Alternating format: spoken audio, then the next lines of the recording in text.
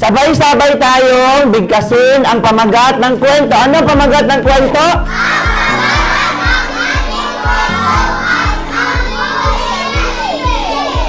Si Billy ay isang gwapo, mayaman, at matalino. Ano yung makatangian ni Billy? Gwapo, mayaman, at matalino.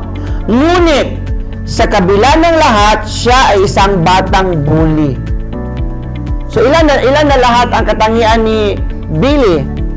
4. Ano yung 4? Gwapo, mayaman, matalino, at bully. Sa 4 na yun, ano yung pinaka-importante? Matalino, magaling. Hindi ba magiging bully?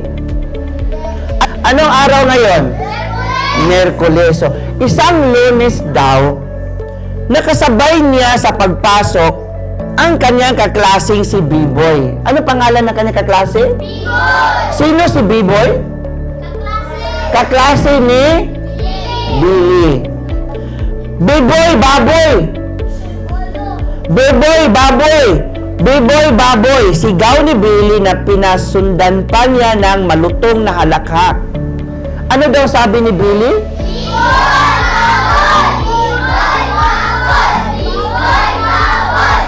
Sinigawan pa niya ng B-Boy, baboy, tapos humahalakhak pa siya.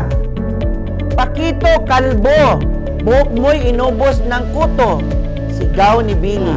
Sige, ngayon, kayo naman na magsabi. Ready, go. Pakito, kalbo. Hinaplos ni Mami Lisa ang balikat ni Billy. Malumanay ang sagot sa kanya. Paano na ang kinabukasan mo, anak, kung hindi ka mag-aaral? Mahalaga ang pag-aaral upang matupad mo ang iyong mga pangarap. Kaya kailangan mo talagang pumasok ngayon.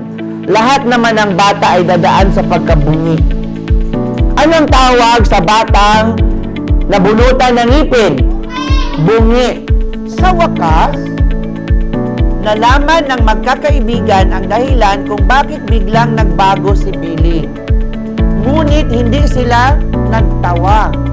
Hindi nila niloko o tinuya si Billy. Hinintay ni Billy na maghiganti ang 3 sa kanya. Hindi niyo ba ako tutuksohin? Nahiyang tanong ni Billy. Lahat naman tayo ay may pagkakaiba, ang sagot ni Istong. Kung minsan ay hindi maganda sa tingin ng iba, ngunit kailangan natin itong respetuhin.